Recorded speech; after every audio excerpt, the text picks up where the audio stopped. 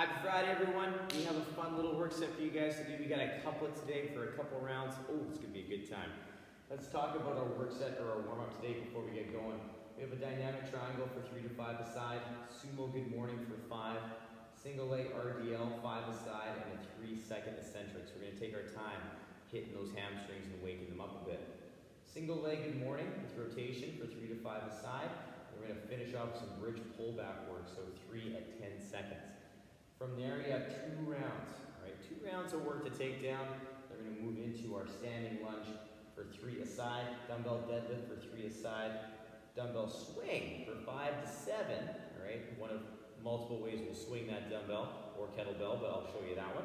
Half Turkish get up for 3 to 5 aside to work on some overhead stability work, and then we have that for 2 rounds. So a little bit of chance to just start figuring out some movements in the workout, get some stability overhead. And then we're going to hit a practice round. So the practice round is going to be a good opportunity to make sure you're comfortable with what's about to happen, get the heart rate up, get things fired up, and then we'll move into our work set. Our work set today is going to have some different rep options, so check the workout description, rounds, reps, stuff like that. But we have 5 rounds, 16 suitcase lunges, all right?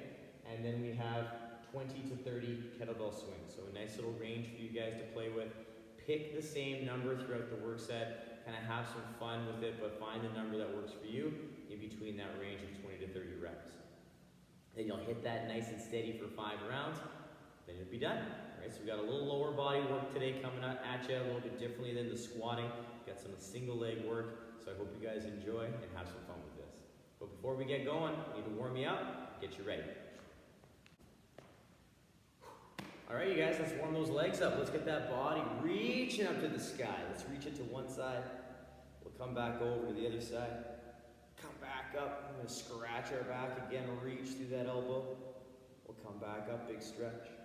Scratch that back, reach through the elbow. Come back up, big stretch. We'll take it all the way down to the floor, touching those toes. We'll walk up the shins. We'll come down, frame a foot, step it back into your lizard. We're going to take that inside hand, lock it on that front foot, lock those legs strong. We're going to turn the torso. We'll come back to center, lower the knee, and press the hip. We'll come back to center, straighten the leg, turn the torso, come back to center, lower the knee, press the hip, come back through, straighten that leg, turn to center, lower, press the hip. Good. Plant the hand, straighten the leg, step back into our down dog, reaching those hips, opening up that upper back. We'll come back into our plank and step the other foot up, locking that front foot in place. We're just going to turn the torso, come back through, lower, and press. Come back through, straighten the leg, turn, come back, lower the knee, press the hip. Back through, straighten the leg, one more time, turn, back to center, lower, and press the hip. We'll come back to center, plant the hand, straighten the leg, step back into our down dog, reaching those hips high, walking those heels out just a few times. Got a few steps to take today, so this will be helpful to get those ankles ready for action. Good. We'll come back into our plank, tiptoe those feet up. We're going to roll ourselves all the way up. Big stretch overhead, little reach, little reach. Come back down with the arms. And let's get you ready to go. So let's pause the video, take it down.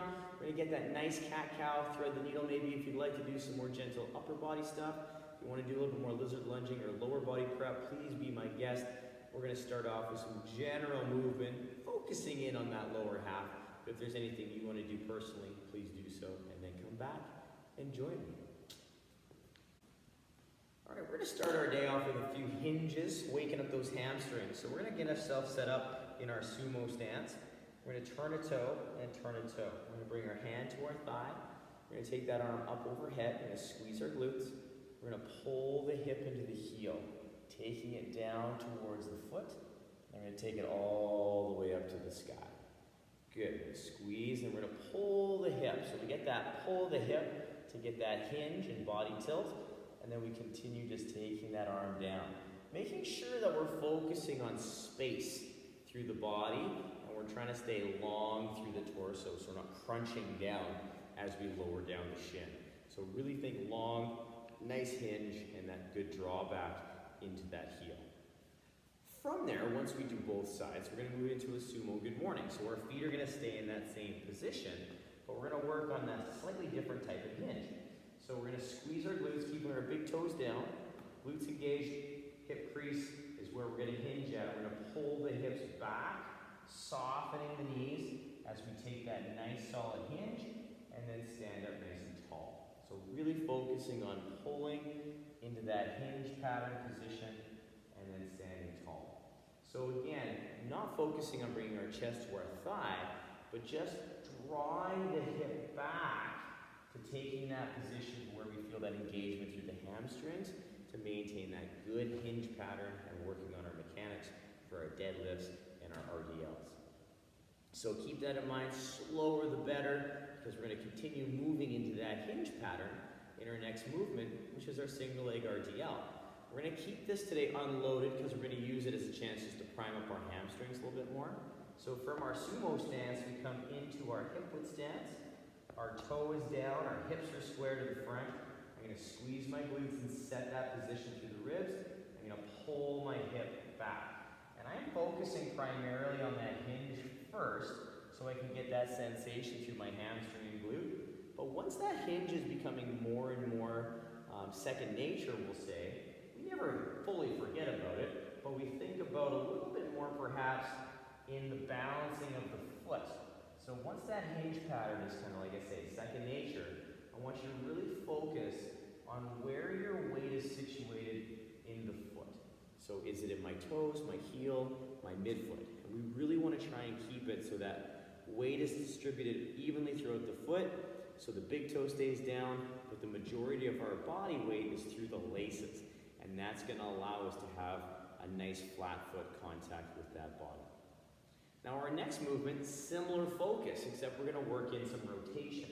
We're going to get ourselves set up in our hip width stance. One heel is going to come in front. I'm going to squeeze my glutes so my hips are square. I pull back in that hinge, and then I'm going to rotate towards that front leg. I'm not going to worry if I can't touch that leg. I am going to focus so primarily on that good hinge. Once I hit that end range and I can feel that sensation here, then I'm going to rotate low rib to try and touch that knee and stand tall. The other thing we want to make sure we're focusing on is keeping space between the knees. So as I pull back and rotate, we don't want the knees to collapse inwards. We want to keep them still and just rotate and move at the upper body portion. So a couple things to think about. Again though, if you're starting to focus on your feet a little bit more in your RDL, bring that to your single leg good morning with rotation, because that's going to allow you to really find that good balance and start bringing all these key points together that we use in a lot of our different movements. From there, we're going to bring it all together. We're going to fire up those hamstrings even more with some bridge pullbacks. So we're going to get ourselves on our back. Our feet are going to be flat, just outside the fingers. We are going to pull our ribs in. We're going to find that position through the arms. I'm going to lift my hips, and I'm going to squeeze those glutes and ribs. Then I'm going to shift my weight to the balls of the feet, and I'm going to pull my heels back towards my glutes. They're not going to move, but I can definitely feel the engagement through that back portion of my leg and the hamstring. So we want to really focus on that contraction through that hamstring. Now again, we've talked about this before. There is a difference between shifting your weight to the balls of the feet and pushing onto the toes. We're not trying to push onto the toes. We're just shifting our weight subtly to the ball of the foot. You may feel some lightness in the heel, and that's okay, but we're not pushing into the toes. All that does is kind of add more tension into our calf, and we don't want that. We want to just have a nice relaxed calf as we shift the weight forward and then draw back so we can focus on the hamstring. Take your time with that. We have 3 reps at 10-second holds on the page. So if you're looking at that going, ooh, how about 10 sets of 3? That's fine, all right? I want you to build to 30 seconds or accumulate 30 seconds in that pullback contraction. So if you need to shorten the time frame, that is totally fine. As a quick recap, we have a dynamic triangle of 3 to 5 per side, Sumo good morning for 5, single leg RDL with rotation, single leg RDL, 5 aside at a 3-second eccentric. Then we go into the single leg good morning with rotation for 3 to 5 aside, finishing off with our bridge pullback. 3 reps, 10 seconds, or like I say, accumulate 30 seconds in that contraction time. 2 rounds, rock it, get that lower body ready to go, you guys. It's gonna be a fantastic day today. So let's get that fired up, and we're gonna move into our slightly more kind of movement-specific work set. All right, we've started giving our lower body just a little once-over. Now we're gonna continue on getting our body ready for what's to come. So what we have is our standing lunge. So we're gonna get ourselves set up in our squat stance, so our feet are a little wider. I'm gonna take 1 foot forward, 1 foot back into that nice square position with 50-50 balance between my feet. Both toes are pointing straight ahead. You'll notice my back heel is off the floor. So I'm on the balls of my feet and my back leg. My hips are square. I'm gonna squeeze my glutes, and then I'm gonna lower down into this nice lunge position. So my tall chest position, shoulder over hip, hip over knee, and my front knee stacked over top of my heel. Now with that, we don't need to worry about going all the way to the floor. I want you to take the time to lower all the way down to where you feel comfortable or challenged. If you can touch the floor, excellent. If you can't, just take it to the range that you feel comfortable and stand tall. If you would like to put a little pad or a pillow or a kind of limiter for your range underneath your knee, be my guest. It's just a coaching cue for you guys that you can use, that once you touch it, you just come back up, and that helps control your range. If you want to use that, please do so. It's very, very helpful, and it can be very, very beneficial in building your range of motion over time. From there, we're going to move into a deadlift. Now we're going to keep it to a single arm sumo deadlift today, just because we're doing some swings. So what we're going to do is we're going to stand with the dumbbell, either between the feet or at the hip, depending where you want to start. I'm standing in about a squat stance. I'm going to draw my hips back, and I'm going to take my hips down, focusing on staying balanced between the midfoot and that nice tall back position, and stand. And what we're using this for is just an opportunity to wake up our hamstrings in that hinge a little bit more and for a little bit more range of motion. We don't need to experience that range of motion doing our swings, but it's a nice way to charge up the hamstrings and focus on our balance and our weight distribution between our feet. So you're going to take down anywhere from 3 to 5 per side in that dumbbell deadlift.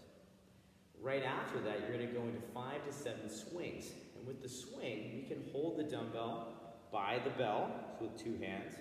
We can hold it by the handle with 2 hands, or we can hold a single, and we'll do 5 to 7 per side. So working on any one of those 3 options with the dumbbell. If you have a kettlebell, you just hold the handle with 2 hands and take it down that way. So now with the swing, regardless of how you hold the dumbbell or kettlebell, the hinge and the pattern is the same. So what we're going to work on is getting our feet in our squat stance, so the same as our sumo deadlift, and we are just going to pull the hips back like I was going to jump and stand. Hips and stand. Hips and stand. So we get that quick little hip flexion on a little hinge, and then we push through those legs, opening up the legs and hips, and let those legs do the work. The arms in the kettlebell swing are a guide. We're not really using them to pull the kettlebell or dumbbell up into the air. We're using them as cables to guide them and then tell us when to absorb that energy. So as the kettlebell or dumbbell is coming back in, we receive it and then we give it back. We receive and give it back. And that timing is important because it's going to allow us to keep that movement smooth and keep our body position really solid. So don't worry about how high that kettlebell or dumbbell goes. Move to your comfort zone, something that challenges you but allows you to maintain good position the entire time. Now our last movement of this work set is all about stability overhead and a little bit of core work. And you can do it with a dumbbell or no weight at all. We're gonna get ourselves into our kneeling hip stretch position. So our knee over our heel, our back knee over our hip, over our shoulder. Now it's very important, if we're using load or not, that the arm that goes up in the air is the one that matches the leg in front. I squeeze my glutes and set this nice square position. My ribs are in. I'm pushing that arm up to the ceiling actively, even if I don't have a dumbbell. And then I'm going to take myself to the side. I'm going to come into this kind of side plank position. So my hand is stacked over my shoulders over shoulder, and shoulders over hand. And then I come back up to this position in the center. I'm always giving myself a little pause per side and per positional piece. So at the top of the movement, in the side plank position, back to the top, I'm giving myself little micro pauses that I can show control with, so I'm not just kind of living with momentum and making sure that I'm using kind of just energy to get myself back up. I'm controlling each portion of the movement. These are not meant to be fast, so really take the time to focus on your shoulder position, so that armpit position, and that good armpit position for the balancing arm as well. So we want to make sure we're in that good active position, like we'd be in a side plank, right? We're just holding a dumbbell overhead. Quick little recap for that. We have a standing lunge, 3 per side. Dumbbell deadlift, 3 to 5 per side. Dumbbell swing, 5 to 7. Half Turkish get up, 3 to 5 per side with those little pauses on either end. And we have that for 2 rounds to get you guys fired up and just to prime up some shoulder stability for those movements. After this, we're going to move into a practice round, which I'll have on the workout description. Check that out, make your own, do what you need to do for that to get you ready. But let's talk about the movements in our work set today. All right, you guys, what we have for you all today, we have Suitcase Lunge, 16 alternating reps, and we have dumbbell / kettlebell swing. The dumbbell / kettlebell swing we talked about in our previous portion of our warm-up, so if you need any kind of recap, scroll back, check out those points of performance. Key thing here, you guys, rock that hinge, right? That's super important. But our Suitcase Lunge, we have a couple options for you, and they'll be on the workout description. But let's talk about this lunge for a second. We're going to pick up that dumbbell, and we're going to hold the dumbbell on one side for half the reps, and then we're going to switch halfway through. But our legs are always going to be alternating. So we're going to be alternating with our legs, but we're going to hold the dumbbell half rep, half rep. So what we're looking at for the Suitcase Lunge, we're standing stable and strong in the upper body. So we're not letting this dumbbell swing too much.